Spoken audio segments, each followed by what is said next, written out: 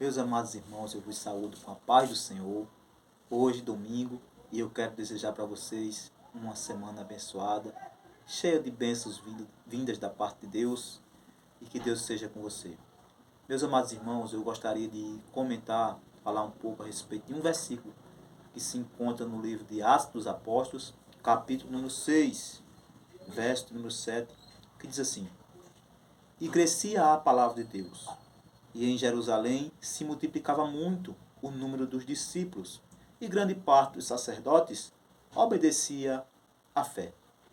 Esse verso ele foi dito no contexto da escolha dos 7 diáconos, para que auxiliasse os discípulos a ajudarem as viúvas gregas, o pessoal grego que estava se agregando à fé. E esse versículo ele tem algumas particularidades que nos ajudam a compreender o quanto o Evangelho é necessário. Primeiro, a parte A do versículo diz: crescia a palavra de Deus. E como é que nós devemos entender esse crescimento da palavra de Deus? Tendo em vista que a palavra de Deus é una, é indivisível, e não tem uma palavra de Deus maior nem menor. Então essa parte A deve ser entendida como uma metonímia. Na verdade, o que crescia aqui era a divulgação da palavra de Deus. Era a propagação da palavra de Deus que crescia. Então, muitas pessoas estavam aceitando a fé, muitas pessoas estavam vindo a Cristo. Então, devido a essa divulgação da palavra de Deus, tá certo? Devido a essa propagação da palavra de Deus, feita pelos discípulos, feita pelos apóstolos, feita por aqueles que iam se agregando à fé, se agregando à comunhão de Cristo. Então, essas pessoas também iam divulgando, essas pessoas também iam testemunhando, essa pessoa também ia dando o seu testemunho pessoal, e outras pessoas vinham a Cristo. Então nós devemos entender essa parte, esse crescimento, como uma metonímia. O que crescia era a divulgação da palavra de Deus. Louvado seja o nome bendito de Jesus. Mas você vê, querido, que esse versículo, ele também nos mostra que Deus está preocupado, sim, em relação à quantidade. Tá certo? A qualidade deve ser primordial. Isso é inquestionável, isso é indiscutível. Mas Deus está preocupado em encher o seu templo, em encher a sua casa, porque Ele quer que todos os homens cheguem ao pleno conhecimento da verdade. Glória a Deus. Então, Deus está preocupado com quantidade. Quando nós lemos o livro de Atos dos Apóstolos, você vê que a igreja crescia, se multiplicava. Essas palavras se repetem muito. E esse verso diz que o número dos discípulos se multiplicava muito. E isso é salutar aos olhos de Deus. Ver pessoas sendo salvas, ver pessoas vindo à fé, ver pessoas reconhecendo que Cristo é o Salvador do mundo, ver pessoas reconhecendo que são necessitadas, pecadoras e que carecem da glória de Deus. Ver pessoas reconhecendo que necessitam de Deus para que a sua salvação seja efetuada. Isso é salutar, é agradável aos olhos de Deus. Mas nós também vemos nesse versículo uma relação de causa e efeito. Quanto mais a palavra de Deus é divulgada, quanto mais a palavra de Deus é propagada, mais pessoas irão ouvir, e pelo agir do Espírito Santo, mais pessoas irão confessar a Jesus Cristo como seu Senhor e como seu Salvador. Quanto mais a palavra de Deus ela se divulga, mais pessoas pelo Espírito Santo vêm fazer parte da família de Deus. Então é uma relação de causa e efeito. E também é uma relação diretamente proporcional. Quanto mais, mais. Quanto mais se divulga, mais pessoas vêm a Cristo. Quanto mais se propaga, mais pessoas confessam Ele como Salvador. Quanto mais se prolifera, mais pessoas o reconhecem como o seu Senhor. Glória a Deus por isso. Então temos uma relação de causa e de efeito. Mas nós também temos, nesse versículo, querido, nós percebemos que não só os discípulos, né, se multiplicavam, e antes de eu dar a explicação a respeito dos sacerdotes, essa palavra discípulo ela quer dizer um aprendiz, aquela pessoa que se decide aprender mais de Cristo, né? E cada um de nós, discípulos de Cristo, somos um aprendiz de Cristo. A cada dia nós aprendemos mais, a cada dia nós conhecemos Ele mais um pouquinho, a cada dia nós nos debruçamos na Bíblia e ficamos boquiabertos com tantas maravilhas. A cada dia nós estudamos mais um pouquinho e crescemos em graça e em conhecimento.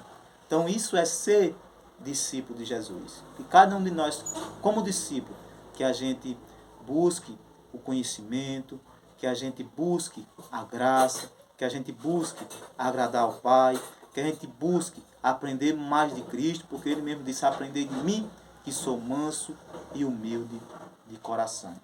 Glória a Deus por isso. Mas esse versículo, ele também vai nos dizer que grande parte dos sacerdotes obedecia à fé. Ou seja, aqui nós temos, querido, que o Evangelho, ele abrange diferentes classes sociais. Porque tem uma parte que fala dos discípulos, ou seja, das pessoas em geral, e tem uma parte específica que fala dos sacerdotes, que eram pessoas religiosas, que eram as pessoas que conheciam a lei, que eram pessoas que tinham um conhecimento mais profundo em relação às outras pessoas, mas mesmo essas pessoas que conheciam a lei, que seguiam as tradições, que tinham um conhecimento melhor, mesmo essas pessoas, elas precisavam confessar Jesus, aceitar que Jesus fosse o seu Salvador e o seu Senhor, para a honra e para a glória de Deus. Então, nós percebemos que muitos sacerdotes, ali, grande parte dos sacerdotes, eles obedeciam à fé. E nós devemos entender fé aqui como conjunto de doutrinas, nós devemos entender a fé como os preceitos, e nós podemos até entender também como o ato de crer. Porque quando nós lemos o Evangelho, nós percebemos que muitos dos saduceus, dos fariseus, dos escribas, eles criam no Senhor Jesus, mas eles não confessavam com medo de represálias, com medo de sofrer, de ser expulso da sinagoga, com medo de não ser aceito pela elite social. E aqui não, quando a Bíblia diz que os sacerdotes obedeciam à fé, está implícito que eles confessavam a lei. Eles não tinham mais aquele medo de perder posição, de ser rejeitado, de sofrer represálias. Esse medo ele foi superado pela presença bendita do Senhor Jesus Cristo, do Espírito Santo e pela força capacitadora vinda do alto, vinda da parte de Deus. Louvado seja o nome bendito de Jesus. Mas esse versículo ele também deixa claro. Quando a Bíblia diz que o número dos discípulos aumentava muito e que grande parte dos sacerdotes obedecia à fé, nós podemos depreender, indubitavelmente, que o Evangelho ele alcança pessoas de classes sociais diferentes. Pessoas de várias camadas da classe social. Vinham os discípulos, que era geral, era carpinteiro, era pescador, era agricultor, eram pessoas que lidavam com a natureza, e também os sacerdotes, que era a classe mais elitizada, eram as pessoas que tinham mais conhecimentos, né? Então nós podemos dizer que saduceus, fariseus, né? E outras camadas sociais mais elevadas estavam vindo à fé, porque o Evangelho ele abrange pessoas de classe social diferente, e não importa, querido, qual a tua estratificação social. Jesus não quer saber se você é pobre, nem se você é rico. O Evangelho alcança você. O Evangelho é para você. O Evangelho tem resultado para você. Basta você fazer como aquele sacerdote, aquela grande parte dos sacerdotes, obedecer à fé. E aqui também é uma parte interessante para nós. Esse versículo, ele nos ensina também o que deve ser divulgado. Porque na parte A do versículo diz, crescia a palavra de Deus, ou seja, a divulgação da palavra de Deus. Então, o que a gente deve divulgar em nossas mensagens é a palavra de Deus. Não é filosofia humana, não é sabedoria terrena, não é psicologia, não é ensino coach, que muitas vezes tem muita psicologia, mas não tem Bíblia. Muitas das vezes é assim.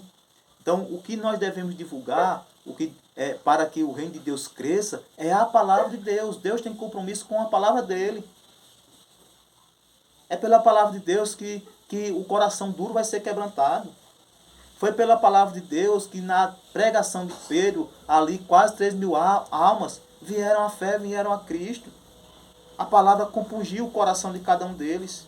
Sentiram aquele aperto, aquele fogo da palavra queimando no coração deles e vieram a Cristo. Porque a palavra de Deus é como um martelo que esmiuça a penha. Coração duro, coração de pedra, coração de rocha, coração de diamante é quebrado, esmiuçado pelo poder da palavra de Deus. É a dinamite. É poderosa a palavra de Deus, é viva e é eficaz. Então nós devemos divulgar a palavra de Deus. Não é filosofia, não é psicologia, não é técnica de venda, não é marketing, é a palavra de Deus. O que vai fazer mudança na vida de cada um de nós é a palavra de Deus. Louvado seja o nome bendito de Jesus. Mas o que vai fazer impactar a nossa vida é a obediência também. Porque está lá na parte final do versículo. Grande parte dos sacerdotes obedecia à fé. E isso não vale só para os sacerdotes. Isso vale para cada um de nós. Cada um de nós devemos obedecer à fé. Tem até um ditado, um jargão cristão que eu gosto muito, que diz que o cristão não tem só o alfabeto normal, né? O A, B, C, D. O cristão ele tem outro tipo de alfabeto, que é o obedecer. É o alfabeto prioritário, é o obedecer. Obedecer a Deus, obedecer a Cristo, obedecer às verdades evangelísticas, obedecer os mandamentos. Como está aqui, obedecer esse conjunto, essa doutrina, esse conjunto de princípios, esse conjunto de mandamentos dado por Deus, obedecer a fé. Louvado seja o nome bendito de Jesus, querido. Mas esse versículo, ele também tem algumas aplicações e algumas implicações para cada um de nós. Se nós queremos ver, desejamos ver o reino de Deus crescer, crescer o divulgamento da palavra de Deus. Se nós queremos ver pessoas de classes sociais vindo à fé, crescer a divulgação da palavra de Deus. Se nós queremos ver o reino de Deus crescer e se multiplicar, é a divulgação da palavra de Deus. Se nós queremos ver pessoas vindo à fé, obedecendo à fé, é a divulgação da palavra de Deus. Se nós queremos ver quantidade com qualidade, é a divulgação da palavra de Deus. Louvado seja o nome bendito de Jesus, querido. E por fim, nós percebemos que esse versículo deixa claro que o Evangelho é capaz de impactar uma cidade. A Bíblia nos diz nesse versículo que diz: em Jerusalém se multiplicava muito o número dos discípulos. E grande parte dos sacerdotes obedecia à fé. Então, a cidade de Jerusalém, ela foi impactada pela divulgação do Evangelho, pelo poder eficaz e penetrante do Evangelho. A cidade de Jerusalém, querido. Você vê que durante o dia da crucificação de Jesus, muitos clamaram e disseram: crucificam, crucificam. E escolheram Barrabás e pediram a crucificação de Jesus. Mas, com o poder da graça de Deus, pela divulgação do Evangelho, eles foram se reconhecendo necessitados, se reconhecendo carente, se reconhecendo que realmente tinha feito um ato truculento ao matarem, assassinar, para ele chegar ao ponto de dizer, assassinar o Senhor Jesus, o Senhor da vida. Então, eles se arrependeram, se voltaram para Deus, reconheceram-se pecadores, reconheceram-se que eram necessitados e confessaram Cristo como seu Senhor e Salvador e agora a cidade de Jerusalém está impactada. Porque aumentava o número muito, se multiplicava muito o número dos discípulos e grande parte dos sacerdotes obedecia à fé. Então Jerusalém não permaneceu a mesma. Jerusalém foi impactada. Jerusalém ficou diferenciada. Jerusalém entrou na história e está até hoje. Ali foi o berço da igreja. Ali foi o berço do cristianismo. Ali foi o berço de onde partiu para os demais lugares e para as demais nações a divulgação e a propagação do Evangelho, devido ao impacto evangelístico que teve numa cidade. Então, a palavra de Deus tem essa capacidade, querido, de mudar uma cidade, de mudar uma família, de mudar uma pessoa, de mudar uma história, de mudar uma nação, de mudar até o mundo. Glória a Deus por isso. Esse é o impacto do Evangelho.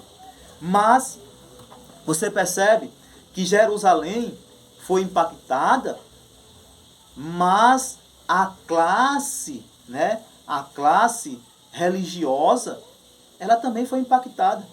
Porque ele diz que grande parte dos sacerdotes obedeciam à fé. Então impactou ali o sistema religioso. Aqueles religiosos, aqueles homens religiosos que lá no Sinédrio condenaram Jesus. Aqueles homens religiosos que eram hipócritas. Aqueles homens religiosos que se conluiaram para matar o Senhor da glória.